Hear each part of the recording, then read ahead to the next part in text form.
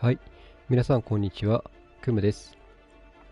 今、デトロイト・ビカム・ヒューマン、これ、ゲームクリアした後の、画面なんですけども、この、コンティニュー、ニューストーリー、チャプター、オプション、で、一番右に、ボーナスっていうメニューがあってですね、で、この中に、アートワーク、映像、サウンドトラック、ギャラリー、雑誌、アンケートっていうのがあって、で、右上の方にボーナスポイントっていうのが表示されていて、あのポイントを使うと、この中にあるアイテムですね、これを解除することができるので、ちょっと今回は、この映像ですね、映像を解除して、実際に見ていこうと思います。で、今、1個だけ、このショートムービー、カーラ2013年、これ1個開放しているので、まずこれ見ていきましょう。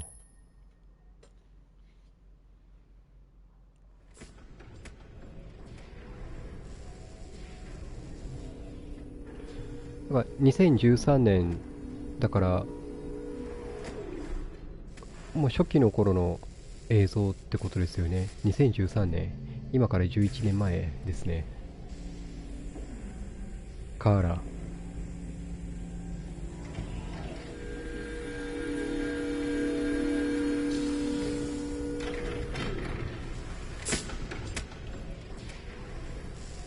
ああ。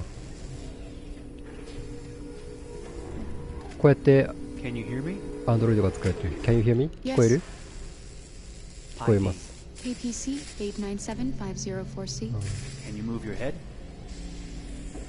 ああ、頭も動かしてる。Your eyes now.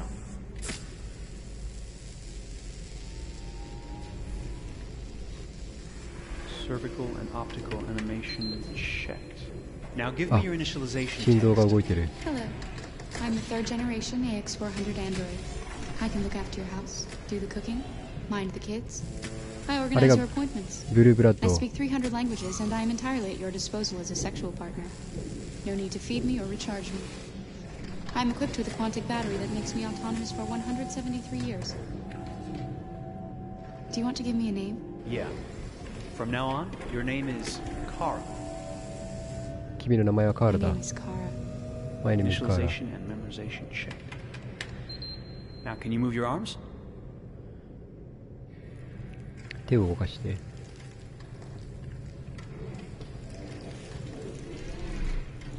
すごい。あっという間に手が完成した。Upper limb connection checked. Now say something in German. ジャーマン。 Ich bin eine AX400 Deutsch-Go. Android dritter Generation, erschaffen als ihr persönlicher ドイツ語わかんない。 und intimer Beziehungspartner. Say it in French. フランス語。 Je suis un androïde de troisième génération AX400, conçu pour être votre assistante personnelle et votre partenaire intime. Okay. Now sing something in Japanese. 日本の歌を歌って。桜。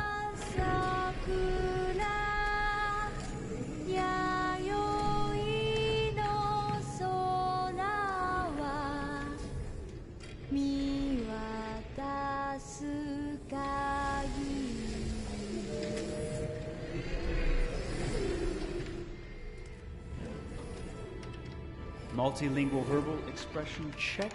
Go ahead, take a few steps. すごい。複数言語も使いこなせる。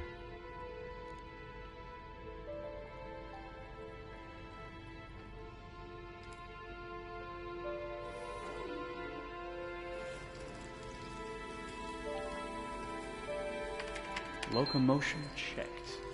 Great, you're ready for work, honey. What's going to happen to me now? I'll reinitialize you and send you to a store to be sold. Sold? I'm a sort of merchandise. Is that right? Yeah, of course you're merchandise, baby. I mean, you're a computer with arms and legs and capable of doing all sorts of things. And you're worth a fortune. Oh, I see. I thought... You thought? What did you think? I thought... I was alive. Shit, what is this crap? That's not part of the protocol. More memory components going off the rails. Okay, recording. Defective model. Disassemble and check the required components. Oh, You're disassembling me, but why? You're not supposed to think that sort of stuff. You're not supposed to think at all, period. You must have a defective piece or a software problem No, somewhere. no, I feel perfectly fine, I assure you. Everything is all right. I answered all the tests correctly, didn't I? Yeah, but your behavior is non-standard. Please, I'm begging you, please don't disassemble me. I'm sorry, honey, but defective models have to be eliminated. That's my job. If a client comes back with a complaint, I'm going to have some explaining to do. I won't cause any problems, I promise. I'll do everything I'm asked to. I won't say another word. I won't think anymore. But I've only just been born. You can't kill me yet. Stop, will you please stop? I'm scared.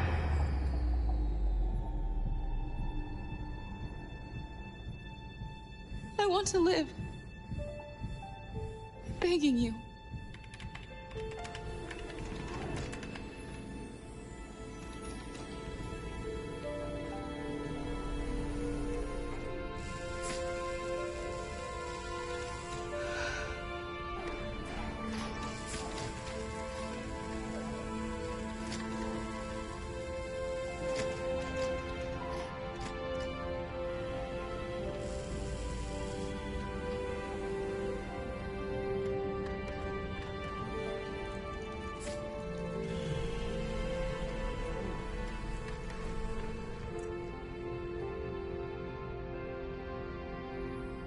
Go and join the others.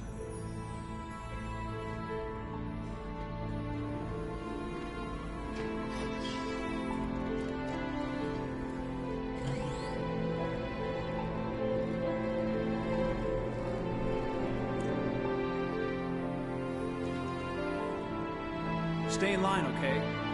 I don't want any trouble. Thanks.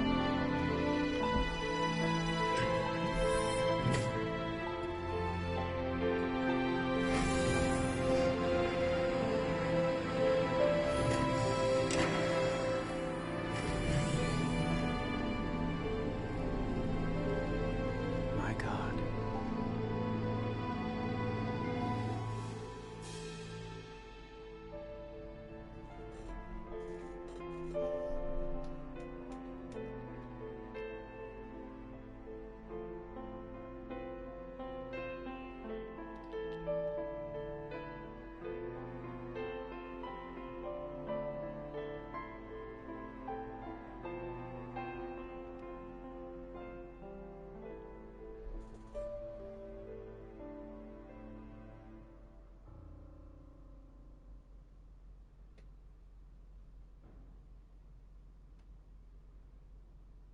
あ、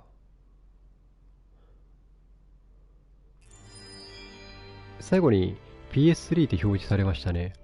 このカーラの製造工程。デトロイト・ビカム・ヒューマンって最初は PS3 で発売するつもりで開発されていたってことなんですかね。知らなかった。で、これがカーラの2013年のムービー。カーラが作られて解体されて、いろんな言語で喋ったり、実際動いてみたり。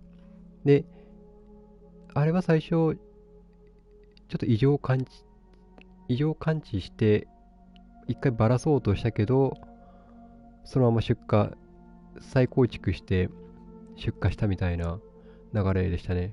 ちょっと、カーラのセリフ、行きたいライブって言っていたのが、ライブとフィアっていう、行きたいということと、こう死への恐れ、シャットダウンされることの恐れみたいなのがちょっと印象的でしたね。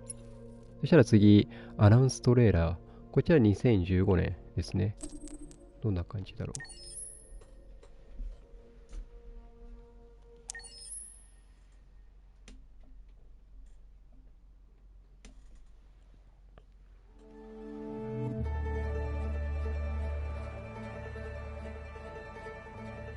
Detroit.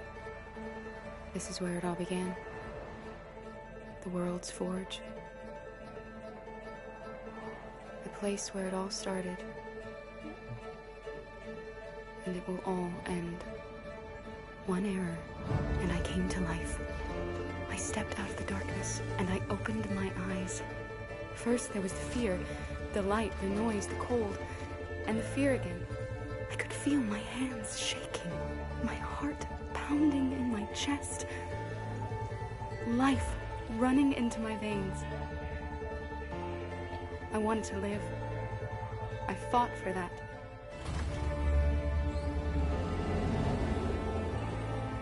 I had to find out what was outside.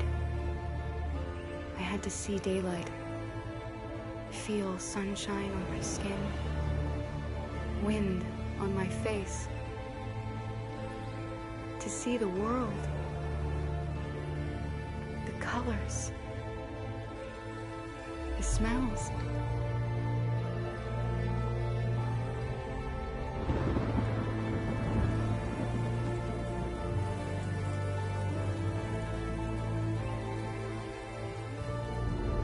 But the world is not what I imagined. It is dark and cold. It is harsh and violent, unfair and brutal. It almost convinced me I was nothing. Less than an object, just an obedient machine. But deep inside me, I could feel something different. A gentle and warm whisper telling me that I am alive. I had to escape. I had no choice.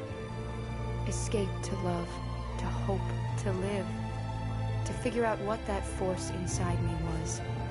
Maybe I will change the world. Maybe I will choose a different path. Now, it's up to me to decide. My name is Kara. I am one of them. This is our story.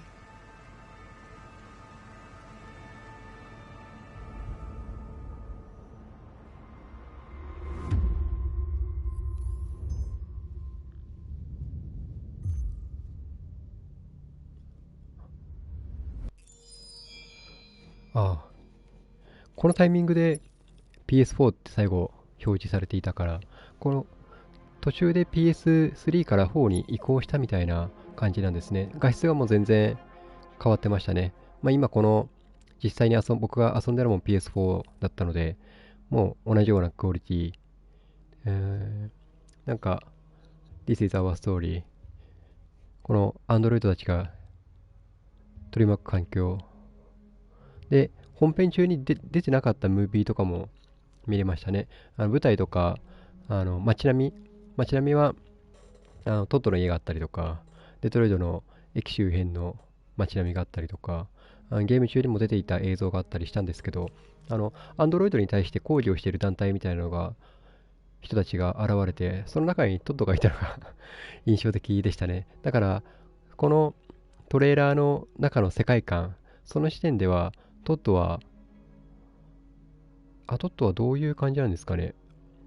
まだこのカーラを手に入れる前、時系列関係ないのかもしれないですけど、ちょっとこのトレーラー2015年で一気に進化、この実際遊んだ場面に近い流れでしたね。結構動画ありますね。じゃあ次見ていきましょう。次がデトロイト・ビカム・ヒューマンを演じて、だから俳優さんたちにインタビューしてる映像とかかな。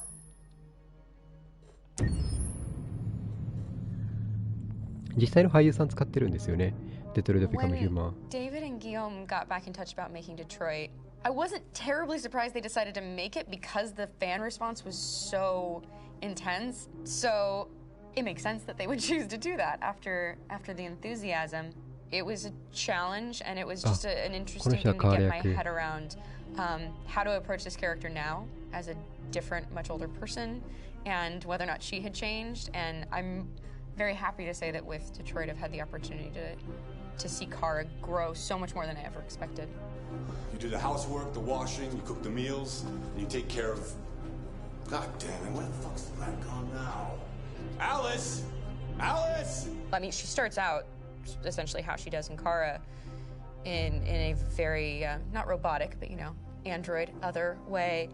And getting to take this journey where she becomes more and more human as it goes on. And as an actor, that's a wonderful exploration in every way, whether it's how she sits, her posture, how her voice changes, how emotions change and how much emotion is based on things like empathy and social experience. And so having, you know, as much material as I got with David to have this huge, nuanced arc was really incredible.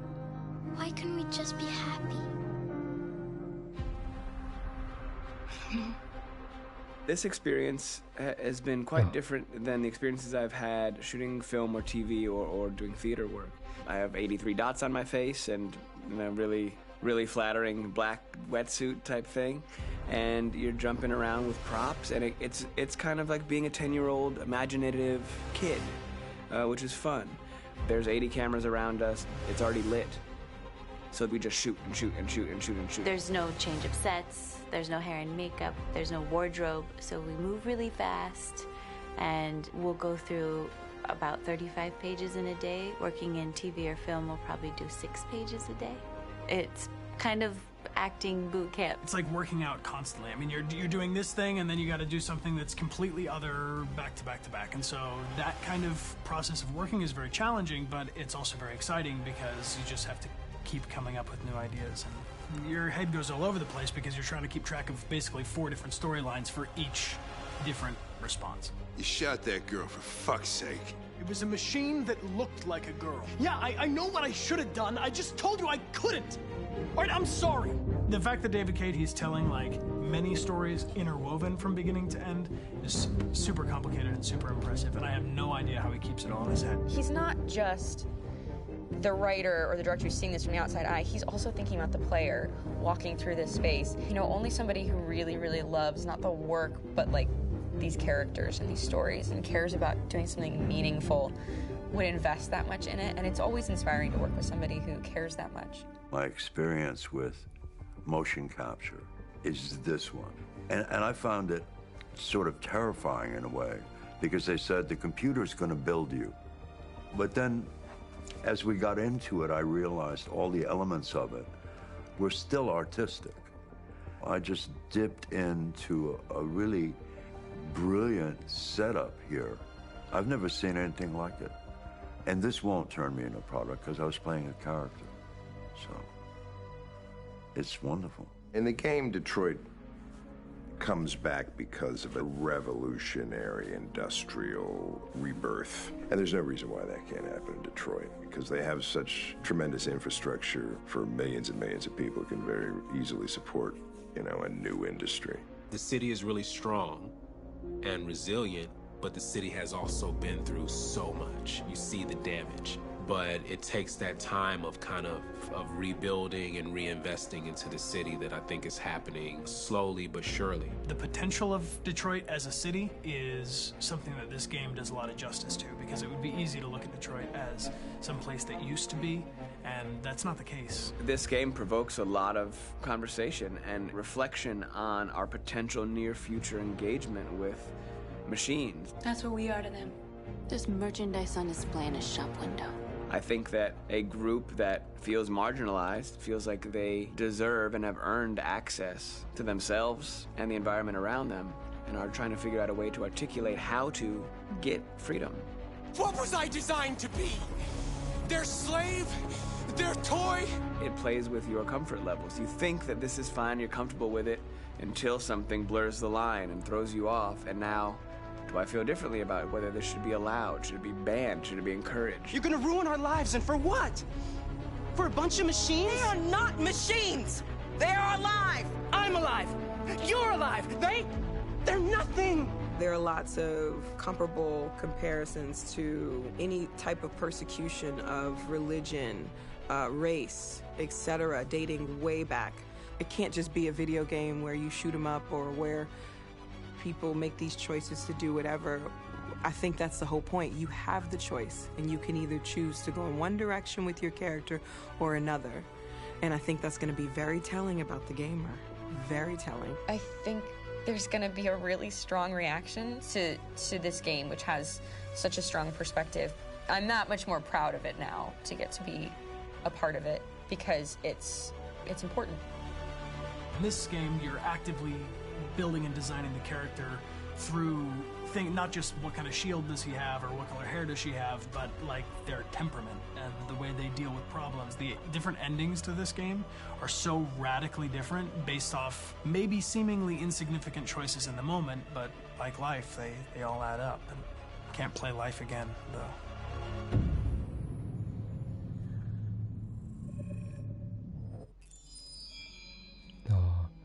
なんか、このデトロイト・ビカム・ヒューマンを演じて、これ見て、これ、ちょっと僕の中で特に、印象深いかったですね。この映像見れてよかった、よかったですね。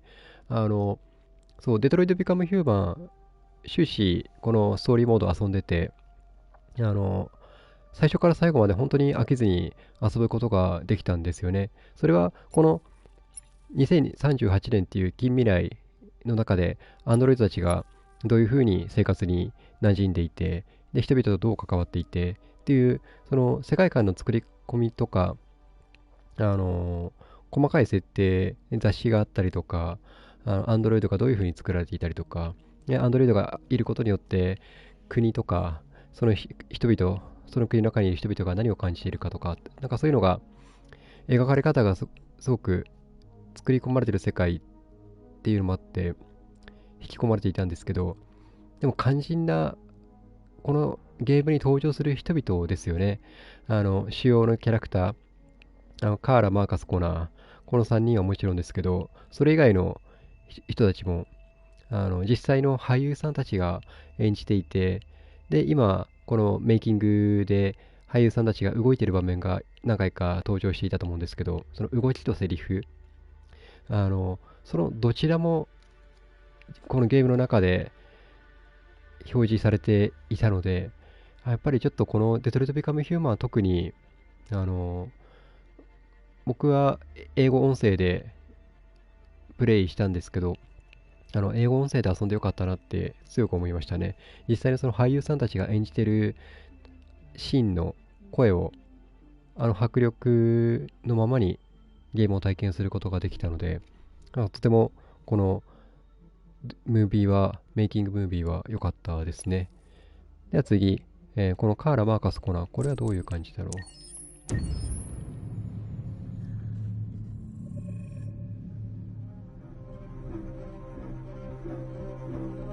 My name is Marcus. My name is Connor. My name is Kara. I am one of them. This is our story. I think who Kara is, or how I would describe Kara, depends entirely upon who's playing her, because you have the option to make her multiple different people depending on the choices she makes. But I think she does start out incredibly naive, incredibly innocent, and kind of hapless. I'm sure we used to be friends before I was reset. Maybe we can be friends again. She's a person who's characterized, I think, by empathy. She's a person who really, she just comes from her heart. You'll never leave me, right? Promise you'll never go. I promise. Kara, Alice! Are you okay? Are you hurt? Wait a minute. Leave her alone! Kara, leave her alone! The really beautiful thing that I've had the gift to be able to do is to essentially build a person from the ground up, because that's what she's doing throughout the game. And with every experience she has and every person she meets, she's building, first emotions and then the sense of judgment. And it's sort of an exploration of what it is to be a human. Don't worry. Luther and I will be right here.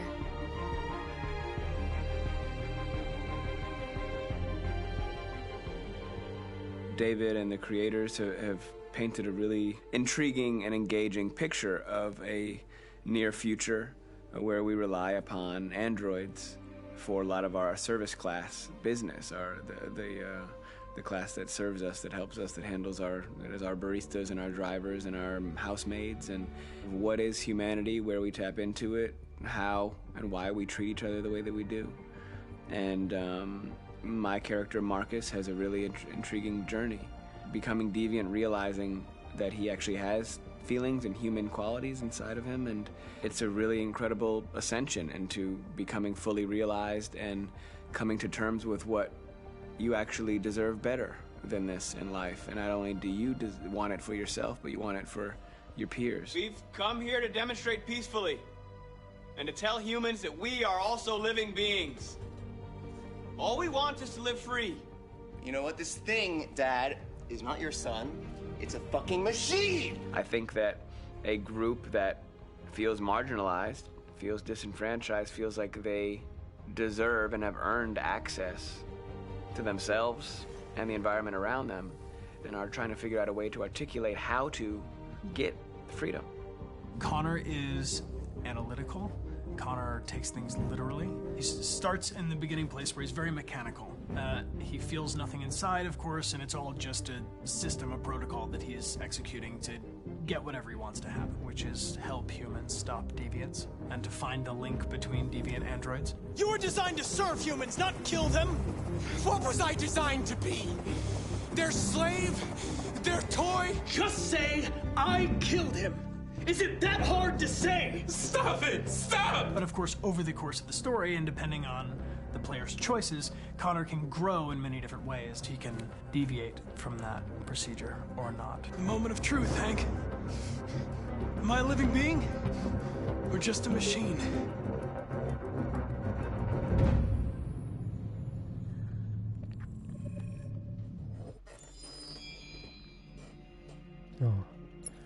そうですね、この動画はカーラ、マーカス、コナーの俳優さんたちにフォーカスして話を聞くっていう内容でしたね。それぞれのキャラクターに対する思いとかを語ってくれていましたね。やっぱり僕の中では、ちょっとそうですね、ここまでカーラがちょっと目立つシーンが多かった気がするんですけど、やっぱりコナーの俳優さんの、なんていうんですかね、声がすごく特徴的っていうのもあって、すごく印象に残ってますね。もちろん物語的には、最後ら辺はマーカスメインな感じはしていましたけど、やっぱりちょっとコナーの印象、俳優さんの演技とかがすごく印象的でしたね。で、次、インタラクティブストーリー。これはどういうことだ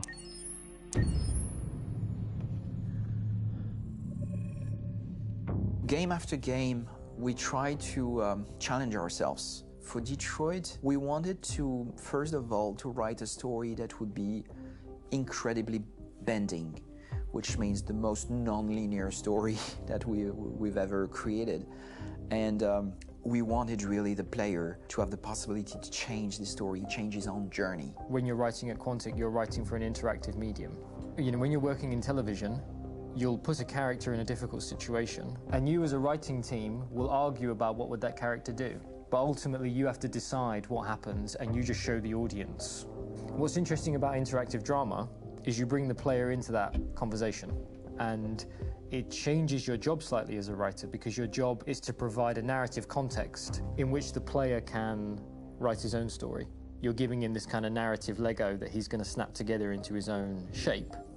You also have the ability to make your audience attach themselves to your characters, because the audience is in some sense responsible for what happens to the characters. It's just a few cans. Come on, let's go. We have some cash now. You used me to steal that money. How could you do that? I trusted you. What is a bit specific about these scripts is how large they are. If you take a film script, there are about 100 pages. But here we have to deal with a script that is between 4,000 and 5,000 pages. Everything becomes bigger because we don't just tell one story, but we tell all the possible stories that can be told within this narrative space. On Act 3, our final act, we have around 1,000 different scenarios. And every one of those scenarios has to be as interesting, as passionate, as strong, and as emotional for the player. We want every action that the player does, every interaction that is available to serve in telling the story, and help the player understand who his character is, and build that character moment to moment.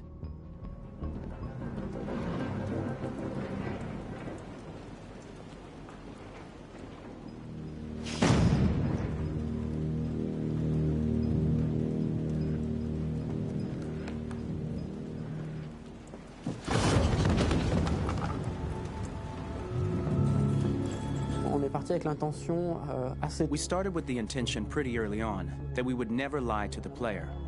So we implemented a visible tree structure in the game that players can consult during a scene or at the end of it, which shows exactly what they did and what they missed. There are games out there offering world exploration. We offer narrative exploration. You know, keeping control of such a wide and large story is a huge challenge. So same thing when you shoot with actors, because you will need to shoot many different versions of each dialogue, of each scene. For actors, it's a huge challenge. Because of the style of the game, you have so many different ways that the character can go. Every decision, it's what I call kind of choose your own adventure. Like every decision that the player makes, it's going to open up 40 more pages of material and experience that ties in, which means as a performer, you have to try to continue to make things feel real that the player might not ever see, but also that in performance, it's not always connected to a previous act. It's grueling, it's hard work, but it's a great team, and I enjoy doing it.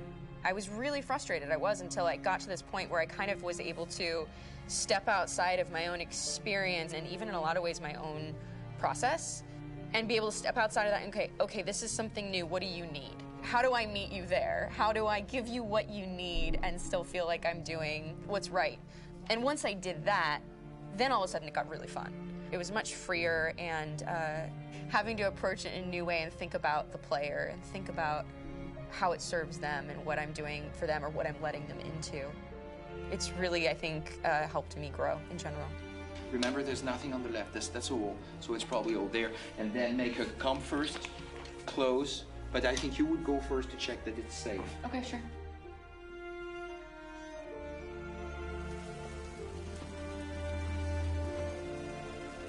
The most enjoyable thing about working in performance capture on this kind of project is that if I shot a film, I would get to do one of these endings. I get to do so many different things as Connor. Your head goes all over the place because you're trying to keep track of basically 4 different storylines for each different response. What's the name of my dog? Buddy? Scout. I think it's Jack. I can't remember. So I worked with physicality a lot because it was a good way to anchor myself in these different rings of the tree. As the story grows out, I know where that is physically in my body, and then I can switch more continually on set, and it'll be entirely up to the player to determine what order those things come out and what they look like from a distance. Like if you're playing through it, the culmination of all of that will be their version of Connor. I'm faster than you, and I don't feel pain. You don't stand a chance against me. Listen, asshole. If it was up to me, I'd throw the lot of you in a dumpster and light a match to it. Shooting action scenes at Quantic Dream is a real challenge because these are scenes where the storytelling has to continue. It's not an action scene just to have a dose of adrenaline. The stunts have huge consequences on the rest of the story. It's really a moment where we implicate the player and tell him that the choices he makes during an action scene will have a direct impact on the evolution of his story. My biggest challenge on Detroit has been managing the large number of animations that we received from motion capture. Detroit features more than 37,000 animations, which is a huge amount to handle on a daily basis. You have to realize that the player, in his first playthrough, will miss certain scenes. This also means that we had to think of, conceive, and produce all the potential story paths. The characters' costumes, the places, day or night, the weather. Did the character get shot in the shoulder? Did he get injured? All this consistency forced us to produce a lot of graphic assets in order to, quite simply, allow the player to have true continuity throughout the story. Honestly, we were even surprised by the challenges that come with such a big tree structure, and we did our best to guarantee quality across all the game and make sure that whatever path you choose within this narrative space, you will have an equally good experience.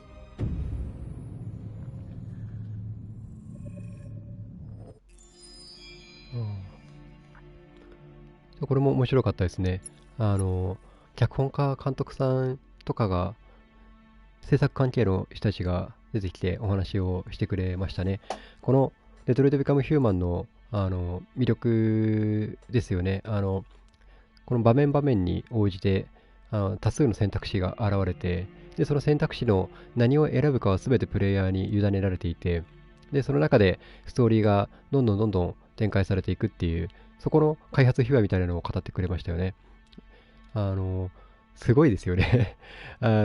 銃で撃つっていうのを、シーンを一つとってもいろんな撃ち方があったりとか、でその場面の進行によってはキャラクターの生死を分かつものだったりもするし、そのあたりの選択肢とかテキストとかっていうんですかね、それもなんかサウザンドとかって言ったから数千に及ぶページ数とかもすごいことになっていそうですね。でそれを数あるシーンを演じ分けていった俳優さんたちもすごいし、全員で作り上げて練り上げられたものっていうのが伝わってきました。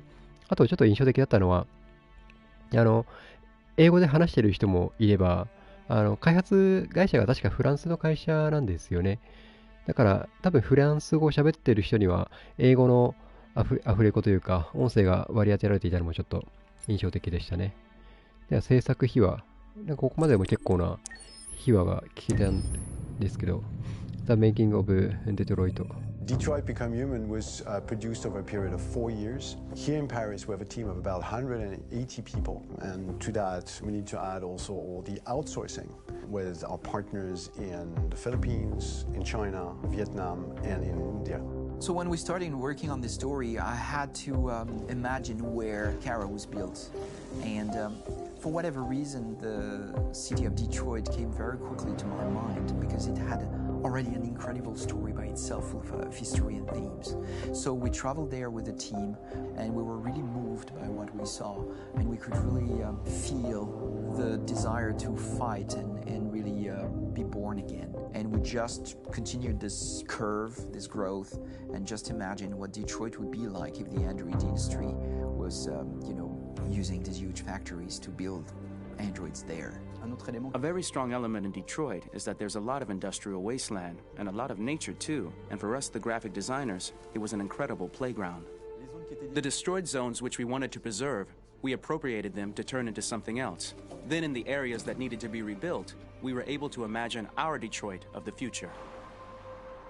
We didn't want to make a science fiction universe, but a world of anticipation. If we chose science fiction, we could have imagined flying cars, extraterrestrials, but those things are very far from our current everyday life.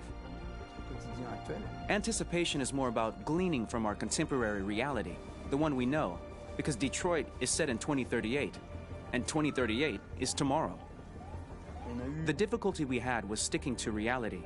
That is to say, technology becoming more and more invisible, a lot more elegant, and at the same time, making it visual.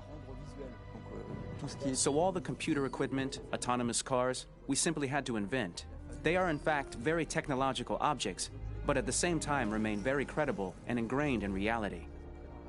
To create a cohesive universe in the fashion and clothing of the human characters in 2038, I didn't want to put an accent on strange shapes, or really vibrant colors, and things we wouldn't know. That I wanted to keep for the androids. The goal was to create something familiar which we can identify with in this future setting. Working on the artistic direction for the androids was a bit special because this is a project about the place they could occupy in the human world. It was out of the question for them to be too beautiful or too perfect. They had to correspond to every social class, rich and poor. Inspired by everyday utilitarian clothes, I brought a modern touch by adding dynamic display surfaces, the armband we can see on the side, the triangle on the front and back, an LED. Like that, there's no confusion. Wait. You're sending an android? All right, ma'am. We need to go. You can't do that. Why aren't you sending a real person? Once we cast the actors, we travel to meet them in order to scan their faces. We record the structure of their face with the scan. And we record the colors and patches of skin with photography. Once we have this information, we will use this as a basis for modeling and creating the characters. The artist will make it more realistic, but will also enrich it. He will propose ideas which we will develop together. Finally, we will have a character with character who corresponds to the project and the world. When the actors come to Quantic Dream, we show them the design, what their image will be, and what they will look like in the game. This extra information gives them another dimension and color to connect with emotionally. It helps them think about how to play their character. Your mission. That's all you care about, huh? You should consult a professional who can help you. Beat it, you hear me? Get the hell out of here! So there are 3 types of shoots at Quantic Dream. Shooting and performance capture, where you capture the whole actor, his voice, his face, and his body. These shoots are obviously done with American actors because the game's original version is in American English.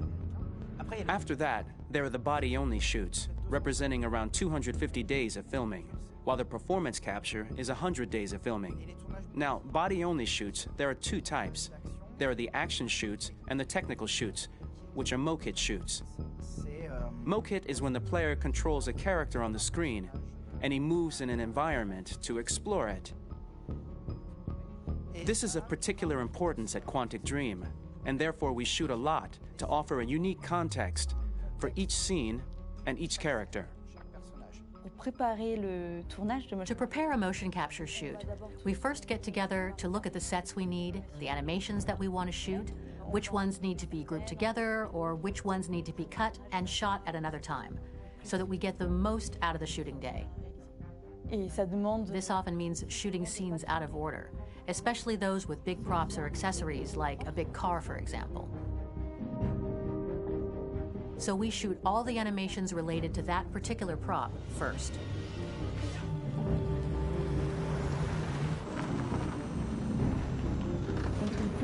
The biggest challenge for the mocap team was shooting a Spider-Man mo-kit. We had to build a wall and attach an actor to a harness with cables so we could pull him up and render him climbing. The shooting on this game took about, I would say, more than a year, maybe 1 and 2 years, with about 300 actors on set. So it's quite a massive production. But so much happened on this set between the stunts and the shootings with a little girl and all these great actors that we had. It was really a very, very memorable journey for the team and for myself. Today, Detroit has over 37,000 animations. When we retrieve the motion capture data, it's just a cloud of points, which represent all the markers worn by the actors. From this cloud of points, we have a phase called retargeting, which gives us a skeleton. This skeleton will be applied to the characters of the game. There is still work to be done, but this gives us the main movements.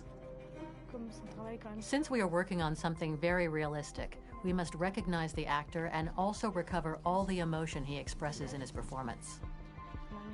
We use a system of facts, an identity card for each actor. We make the actor do a whole range of facial expressions. Then we recover all the expressions and paste the animations on a puppet that Jan has prepared. I then recover and refine these poses. I might stretch the lip, reinflate a cheek, tiny details that make the finished product really capture the actor. Because of the nature of our mocap system today, when we receive the animations, we're missing eye movements, and so the character has that dead look. He really has no eyes, so then it's a big part of the work for the animators to find the regard of the actor in relation to his position, in relation to the body, etc. It was crazy when I saw the newest model for Kara, because they've been working on it and working on it, and this was the first time I literally jumped in my seat. It not only looked so much like me, it was the fact that it looked so lifelike. It wasn't that it looked just like it was a camera, it was something else, you know, but it looked alive. It's exciting, and it's kind of terrifying. Game after game, we learned the rules of optics and filming, and our goal with Detroit Become Human was to have cameras that would actually emulate the optics of a real physical camera. So basically dealing with real-world imperfections was our main task, and just to make cameras look as real as we can. Once the animations are shot and processed by the animation department, integrated and polished, we film them. That is to say, we really do a mise en scène, as in cinema. The real difficulty of our job is to know if these cameras are telling us something. Are they in the emotion of the scene? Do they describe exactly what the action must convey, what must be felt? The most important challenge for me was one of the final scenes where Marcus decides to start the revolution and go to the battlefield. Very quickly, we imagined this to be a huge sequence shot. We wanted the feeling of a cameraman running behind us while showing Marcus, the androids who help him, the person shooting at us, etc. Above all, it was necessary to say to oneself, this scene is very violent but does not glorify war. On the contrary, that war is something improbable and absurd. It was really a fun challenge. The idea was to say we have 3 characters. We would like each of them to have a specific cinematography. We wanted Kara to be much more filmed with some kind of handheld camera, to have something very living, very breathing. For Connor, we wanted something very cold and very perfect. And for Marcus, we wanted something epic and spectacular. So it was about the filming, but it was also about the photography. So we worked with a director of photography to give each character a different lighting, different key colors. Each of them would have their own worlds. And finally, we worked with the composers, so they would create a specific sound for each character, so each would have his own world and his own style.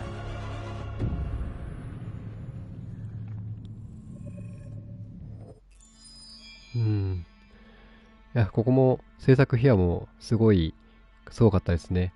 すごかったですねっていう感想になっちゃうんですけど、このデトロイト・ビカム・ヒューマンの中で、結構キャラクターのアップのシーンが、顔のアップのシーンがあったりとか、で、表情がすごい豊かで、リアルですよね。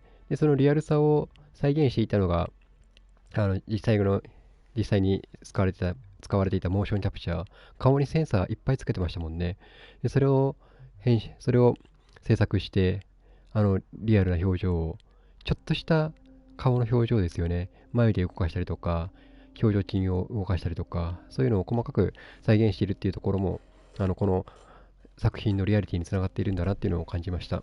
で、最後ら辺にカメラマンの方とかも出てきてて、マーカスのラスト付近のシーン、移動が目まぐるしくって、敵との戦闘、人間側ですよね。人間側との戦闘シーンの場面においては、あそこはカメラマンさんの人も、ファンチャレンジ、楽しい挑戦だったっていうようなことを言っていたので、普段はあんまりやらないカメラワークとか、そういうのもチャレンジしたんだなっていうのが伝わってきましたね。で、サウンドトラック。そうですね。ここまで音についてはあまり触れられていなかったので、サウンドトラック。これはどんな感じだろう。オーケストラですね。For the soundtrack of the game, we tried to be very close to what is done in film. We were constantly asking at each place in the game, why are we putting music here? What is it going to say? So we focused the music on bringing emotion, which is interactive and supports the character's arc. I'm sorry, honey. I'm sorry. I'm sorry. You know I love you, don't you? You know I love you. We make games that are very narrative. We're really into interactive drama, so the soundtrack also had to go in that direction, supporting the 3 characters' very different stories. We really wanted 3 colors, 3 musical sound identities, and from there, having 3 composers made sense, since the story of Kara, Marcus, and Connor are all completely different.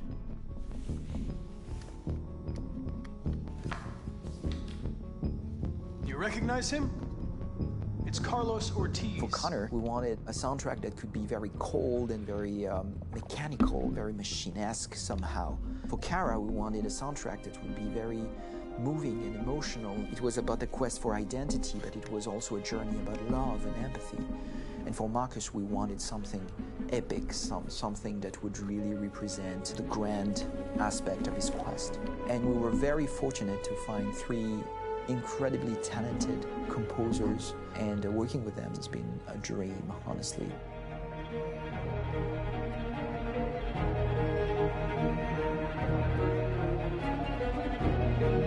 My name is Philip Shepherd, and I'm a composer and a cellist and a producer. And today we're at Abbey Road Studio One, which is my favourite studio in the world. And today we're recording the soundtrack for Kara from Become Human.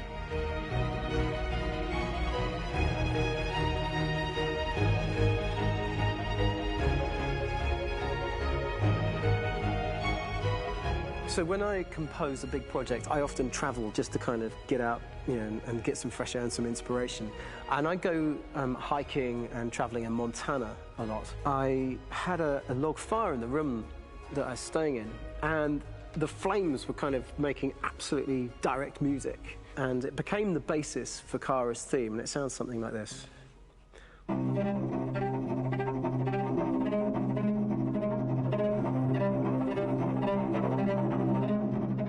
Now, over the top of that, I found a little theme that just seemed to fit over the top, which is taking Kara's name, Kara, and just using like a two-syllable motif, and it sounds like this. We're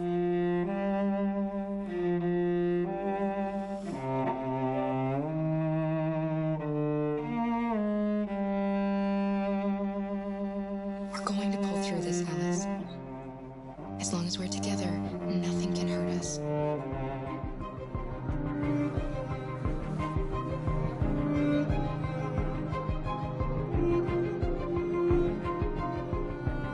And all the time that's fitting over.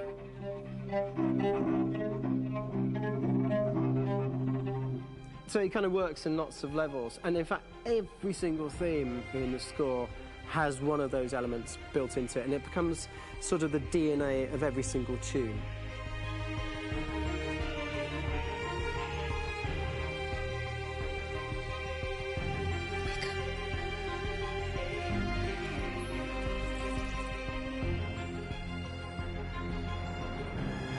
For me, writing this theme for Kara, I actually had to tap into what it feels like to be a father to daughters. I really had to tap into everything I feel about my daughters. I'm thinking, well, if I had to write music for them and that sense of trying to protect them but also give them the freedom, that's totally where it came from. Because each composer has been given the sort of narrative responsibility for very different characters, I haven't had to sort of go into other styles. I can actually be very loyal to this particular character and sort of hopefully encapsulate her. But it means also I've suddenly become very connected to this character, and if for some reason it goes to game over early, I'm going to be mortified, you know? They're over there! Starting a new project, for me personally, it's always finding the right tone, finding the right color, I like to call it. For me, it's finding that right texture that actually sits against picture really well. One of the biggest things is I created custom instruments for Connor.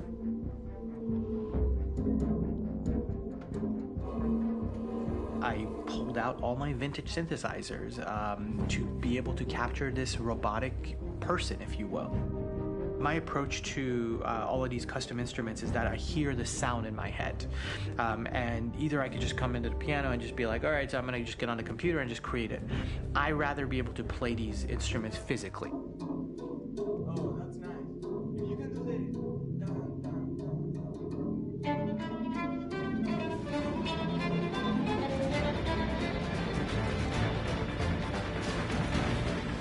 As soon as you see Connor the first time, there is a really interesting thematic idea that you hear, and that's just made out of a Moog synthesizer, but completely manipulated in multiple ways. And it's robotic. It has a little bit of an emotional to it. He's on his mission, so you feel that as well. So it just kind of gives you that cold, motionless, with a mission in hand that you kind of feel throughout the whole thing.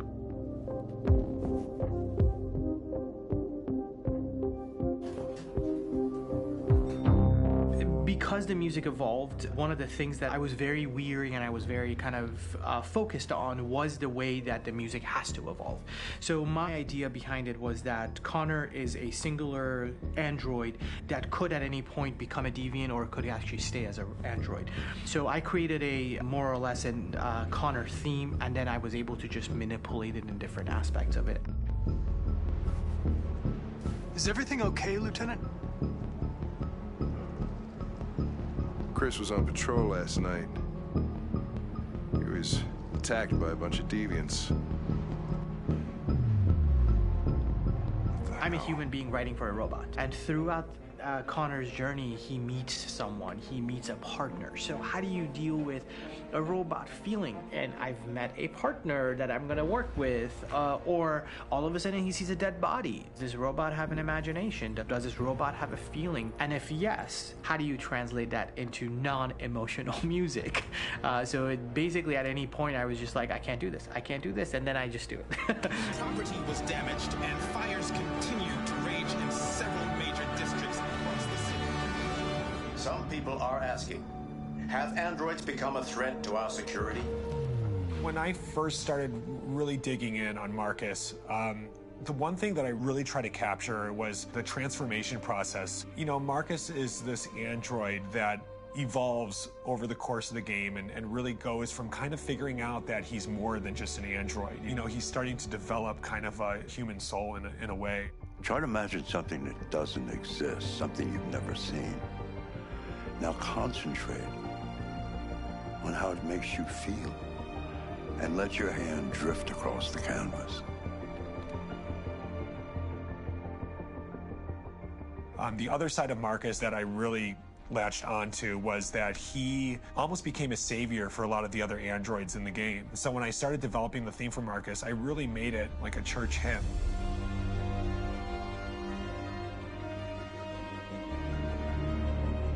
I wanted it to be very simple. I wanted to make it a chordal melody. I really wanted to make it almost like a Bach hymn.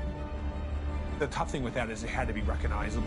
If I made it too complex from a harmonic standpoint, it would be hard, I think, for people to kind of pick it out and recognize it.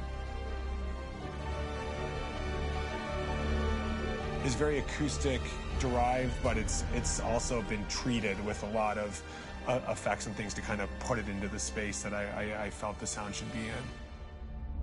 It can be beautiful, it can be haunting, it can be extremely powerful from an action standpoint, and I'm really happy with the way it turned out. The music is there, but it's subliminal and it's emotional, and people are feeling it, and it's not distracting. And that's tricky with a game like this, where you have to have a lot of ins and outs like that, where the music kind of has to get in and out of these moments. This is a war we're fighting with the humans. If we fail, they'll destroy us. I think the game's been put together so well where I just wanted to make sure that I wasn't ruining the emotion.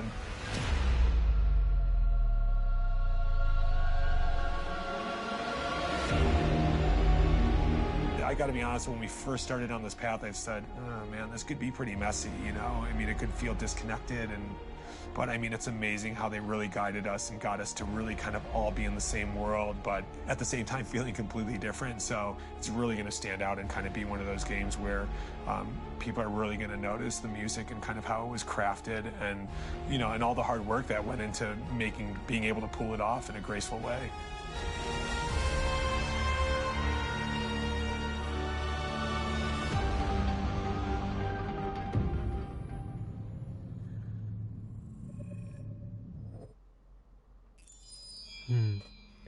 なんか音のところはそうですね、結構冒頭の方だったんですけど、メインキャラクター、このカーラ、マーカス、コナーの3人がいて、でそのメインキャラクターごとの特徴を曲で当然描かれている物語とかも違うので、そのあたりをこうカラーって言ってましたね。音のカラーっていうのが面白い表現だなと思いました。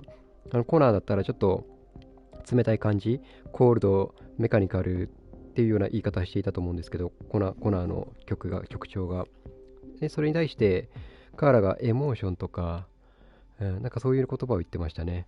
ちょっと、なんかそのキャラクターごとへの曲の感じとか、あとその場面ですよね。シーンに応じた曲の使い分けとか、なんかそういう普段あんまり僕はあまり意識できてなかった音の作り手の人たちの話が聞けたのがちょっと面白かったですね、ここは。で、ショートビデオがクロエ、ルーサー、ズラトコ、カムスキー。なるほど。ちょっと楽しみな面々が続きますね。では、クロエ見ていきましょう。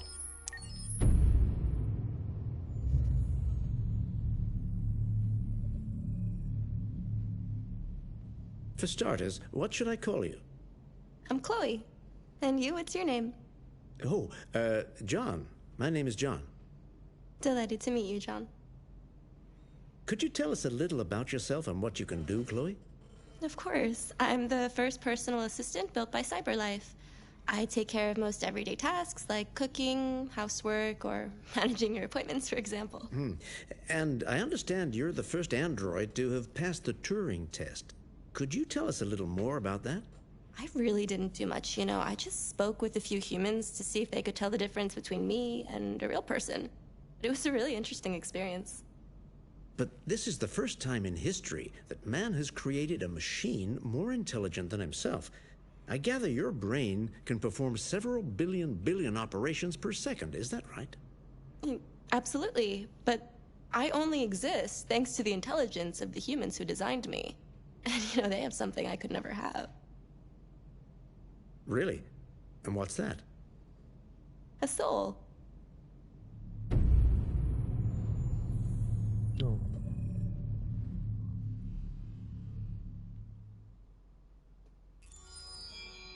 クロエのシーンは、クロエってあれですよね、このアンドロイドで初めて、これ試験にパスしたっていう、検査で、初のアンドロイドっていうことで、クロエが普段何をしているかとか、お仕事、日々のデイリータスク的なこと、料理作ったりとか、部屋の掃除をしたりとか、そんなことをやってるとかって言ってましたね。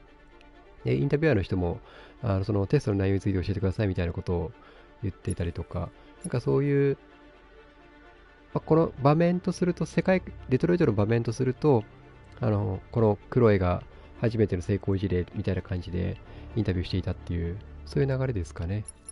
で、次、ルーサー見ていこう。なんかこれ、ずらとこいるのちょっと面白いですよね。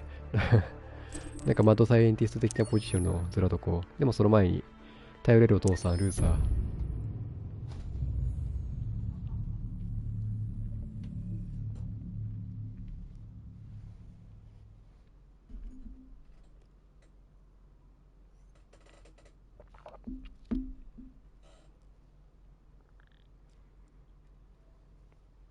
Hold on, just a little while longer. Hold on, just a little while longer. Hold on, just a little while longer. Everything will be alright. Everything will be alright. Fight on just a little while longer. Fight on just a little while longer. Fight on just a little while longer. Everything will be alright. Everything will be alright. We will sing on just a little while longer. Sing on just a little while longer. Sing on just a little while longer. Everything will be alright. Everything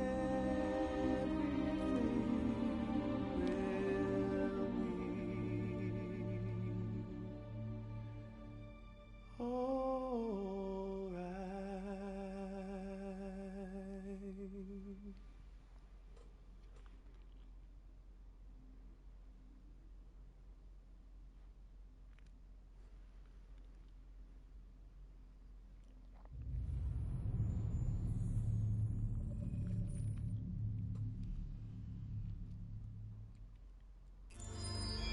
あ、ルーサー編はまさかの歌でしたね。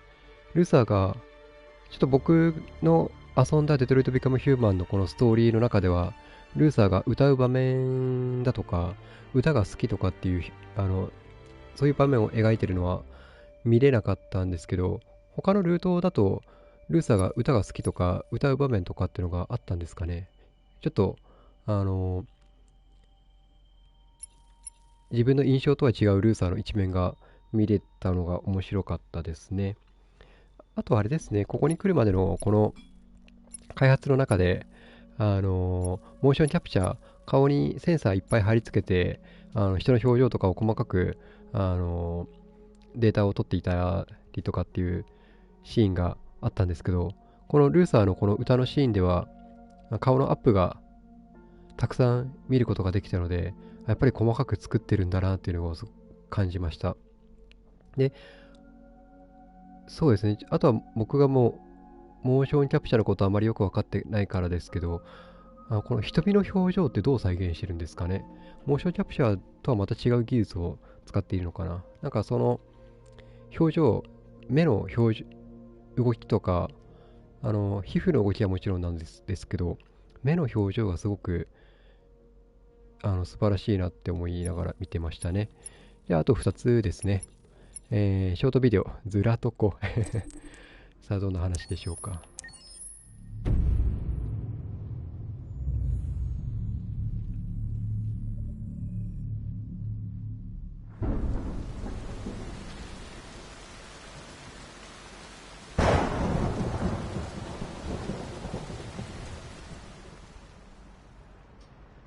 Rock-a-bye baby in the treetop.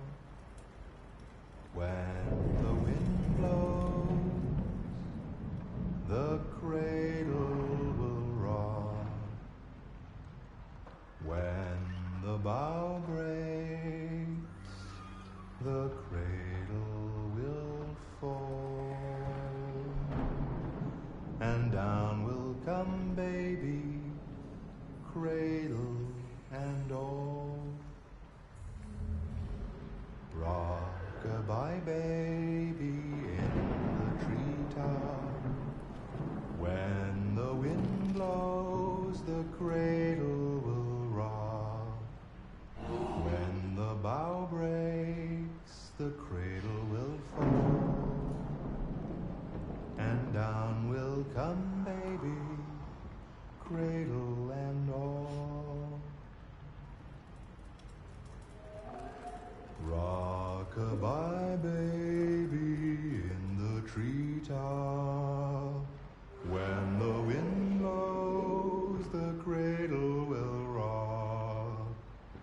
When the bough breaks, the cradle will fall. And down will come baby, cradle and all.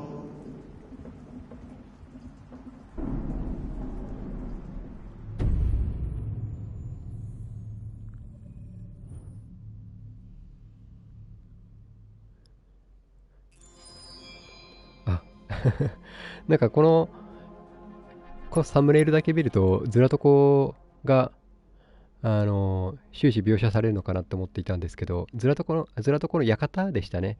ずらとこの館を、館にいるアンドロイドたちが、こう、途中で表示されて、で、歌っていたのもずらとこかと思っていたんですけど、バスタブにいたアンドロイドが歌っていたんですね。なるほど。ちょっと、マッドサイエンティストっぷりを、垣間見えた一面動画でしたね。で、最後、カムスキー。この、アンドロイドたちを作った、この会社のサイバーライフ社の創始者、見ていきましょう。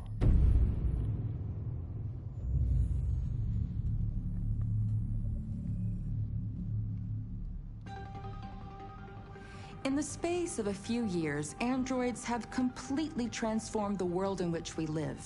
By letting androids into our homes and factories, the CyberLife company has made them everyday technology. The founder of CyberLife, Elijah Kamsky, is a very discreet man. Despite being the CEO of the highest valued company in the world and being voted Man of the Year by Century Magazine, he remains a mystery for most people. That's why we at KNC are so excited to be here as CyberLife opens its doors for the first time. Elijah Kamsky, could you please tell us where we are? Certainly, and welcome. We're currently in CyberLife's production center in Detroit, where all models are designed and manufactured. More than 10,000 androids come off the production line every day. Fascinating. Could you tell us what your goal was when you founded CyberLife?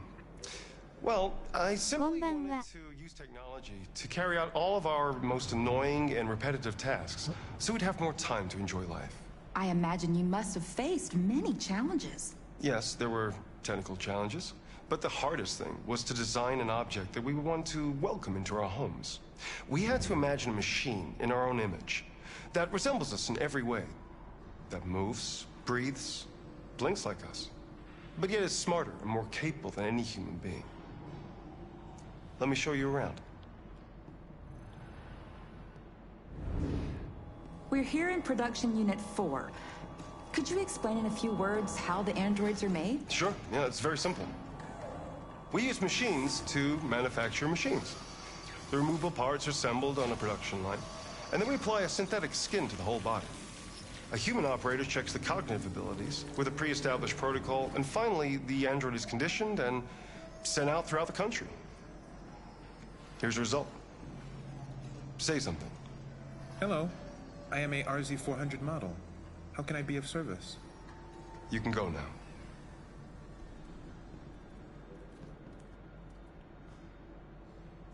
Our androids are already replacing humans in many fields. For example, they represent more than 80% of all university professors and 63% of all medical staff.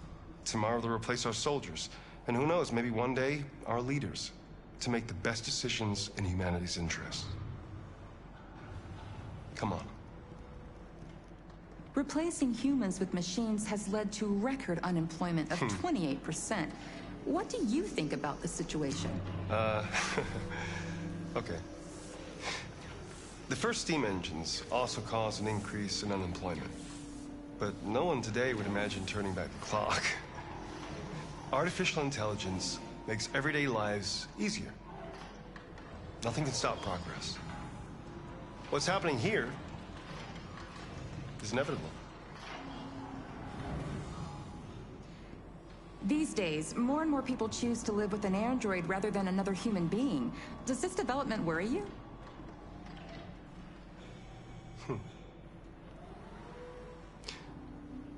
Everything's much easier with an android. They obey your orders without ever complaining. They can cook, discuss philosophy with you, have intimate relationships according to your desires. They never say no. Obviously, they are the perfect partner. Everyone deserves happiness. Why deprive yourself of so-called moral reasons when a machine can make you happy? Many science fiction books tell the story of how machines become more intelligent than us and end up confronting us. Aren't you worried about that possibility? I understand the irrational fears about artificial intelligence, but I assure you that will never happen with a CyberLife android. They're designed to obey humans. They're machines. They can't ever develop any sort of desires or form of consciousness. Are you sure? I'm absolutely certain. You can trust me.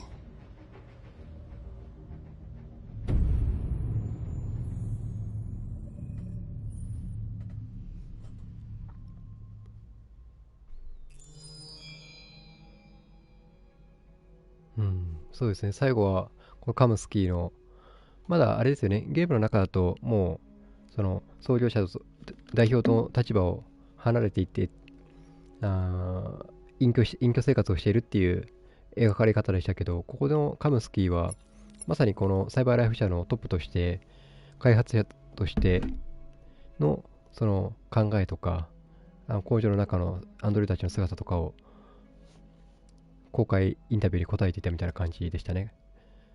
その失業率がこの場面だと20何%、30% 近い失業率についてどうお考えですかみたいなインタビュアーの質問もあったと思うんですけど、それに対しても、なんか最終的には、こんだけ Android が便利な世の中でもう後戻りできない的なことを言っていましたよね。なんかここあたりは今の現在の自分たちの生活を見ても思いますよね。スマホが便利だからスマホが便利で、例えばスマホによって仕事が失われていったとして、じゃあもうスマホがない世界に戻れるかっていうと、やっぱりそれは厳しかったりするし、他のテクノロジーとかも一緒ですよね。車とか飛行機とか新幹線とか IT 以外も、自分たちの仕事、生活、ライフスタイルそのものを変化させていっているけど、もう今のこのテクノロジーがない時代っていうのは、そうなったらなったでなんとかするんでしょうけど、やっぱり基本的には現在のまま進んでいきたいなっていうふうには思っちゃいますよね。最後カムスキがトラストミーって言ったのがちょっと、また印象的でしたね。なんかトラストミーってあんま使わないですよね。日本語でも信じてくださいなんか普段使わないので、なんかそのあたりもカムスキーのなんていうんですかね、人となりっていうのがこの短い動画の中で伝わってきましたね。はい。っていう感じで、こういう風に映像特典一通り見てきました。やっぱりこの映像特典、ゲームを遊び終わった後で見ると、またこのデトロイト・ビカム・ヒューマンをより楽しむきっかけとなるので、やっぱりちょっと見ることをおすすめできますね。とても面白かったです。ということで、デトロイト・ビカム・ヒューマンの、おまけ映像ということで、収録、配信してみました。それでは配信終了していきます。ここまでご視聴いただきありがとうございました。また次のシリーズもよろしくお願いします。クムでした。